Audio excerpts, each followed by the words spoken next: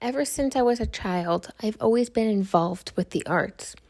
On my artistic journey, we have 7 major categories that shaped who I am today. They are childhood, visual arts, performance, cosmetology, stagehand, costumer, and my son, Alexander. The first stop on my artistic journey is childhood.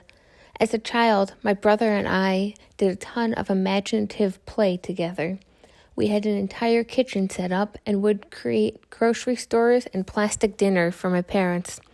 When we saw my mama and papa, who are my maternal grandparents, we would collect coins, do puzzles, or complete coloring pages together. To this day, I still highly enjoy puzzles and coloring books. When I was just 7 years old, my papa built me a dollhouse. I actually had the chance to speak about this dollhouse in the Week 5 discussion. The dollhouse is over 4 feet tall and 3 feet wide. In 2018, I was 23 and moving into my first apartment post-college. My brother Zachary and I refurbished the dollhouse. We took apart the roof and made it flat. Then we gave the roof a fresh coat of paint. I used the same color as it was previously. Having this dollhouse, even as a bookshelf, helped me keep the memories of my papa alive since he passed away when I was in high school. Fast forward to present day, this dollhouse still stands tall in my bedroom. It has mostly books on it, but on the bottom shelf it has my son's toys on it. One day, I cannot wait to give him the bookshelf for all of his books. I started drawing in my sketch pad when I was a freshman in high school. I carried my sketch pad and coloring pencils with me wherever I went. As mentioned earlier, I constantly had coloring books on me as well, thanks to my mama's influences as a child. I started getting familiar with acrylic paint shortly after high school. I used to paint sets in high school and college, so acrylic paints became my preferred medium to use when creating smaller visual projects. Last semester in my Creative Art for All Learners class, I created a full face mask out of the paper mache and old baby clothes from my son.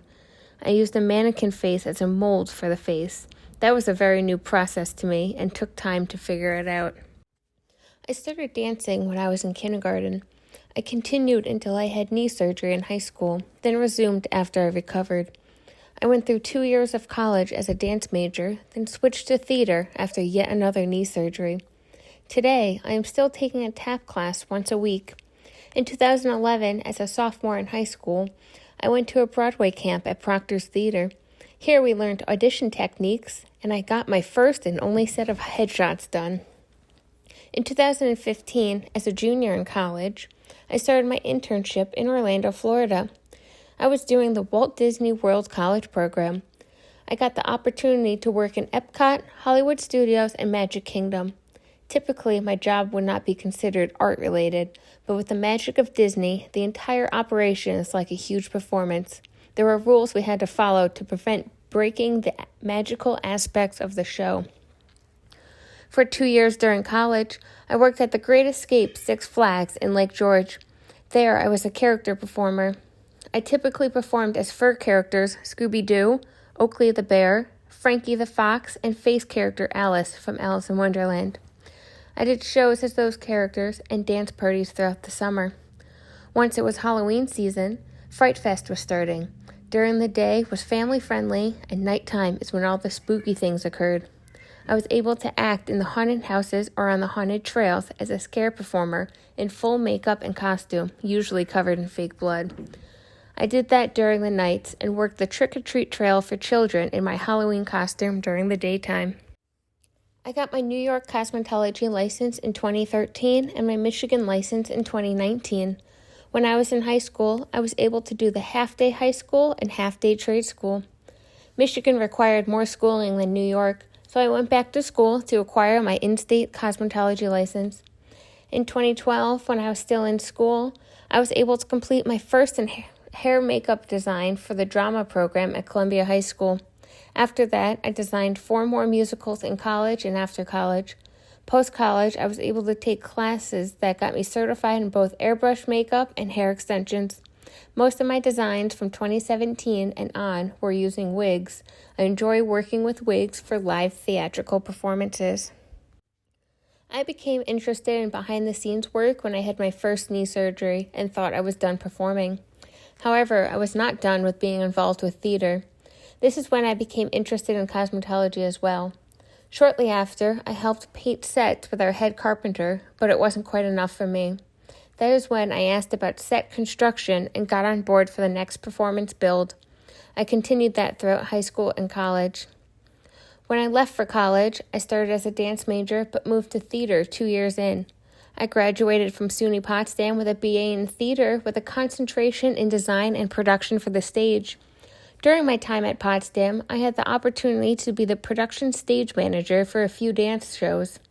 This is the same time I joined Alpha Psi Omega, the honor society for both theater and dance majors. In 2018, I joined IATSE, the International Alliance for Theatrical Stage Employees. I started with Local 274, based out of Lansing, Michigan, and then in 2022, I transferred to Local 14, based out of the Albany area. My specialties within the union are hair, makeup, occasional carpentry, and wardrobe. My favorite show to date with the union was the build for Hamilton. Due to the turntable in the middle of the set and the 2 stories plus moving staircases, it was the hardest build that I've experienced to date. As a child, I would dress up with my friends. I had one birthday party where my parents found a company that rented out dresses and jewelry along with 2 mannequins to dress up. I remember having an entire dresser full of costumes and outfits for imaginative play. When I moved out to Michigan, I got a job at Midland Center for the Arts as the costume shop manager. I was in charge of stock and restock, along with maintaining all the fabric and sewing supplies and machines. When the producer of the theater saw my work in the shop, he asked me to be the wardrobe supervisor for an upcoming production. During my time at Midland Center for the Arts, I also assisted with costume construction. I typically was in charge of hand sewing since machine work is not my specialty. My son was born November of 2020. Shortly after he was born, we started going on walks in the trails near where we lived at the time. Since then, we have been going to parks and museums as well. Currently, we go to story time at our local library. While I was designing some shows, Alexander would come to dress rehearsals and performances with me. He very much enjoyed the music and seeing the dancing. Since Alexander could hold a crayon, I introduced him to coloring books like my mama did for me when I was about the same age as him. He enjoys coloring when I am completing homework assignments.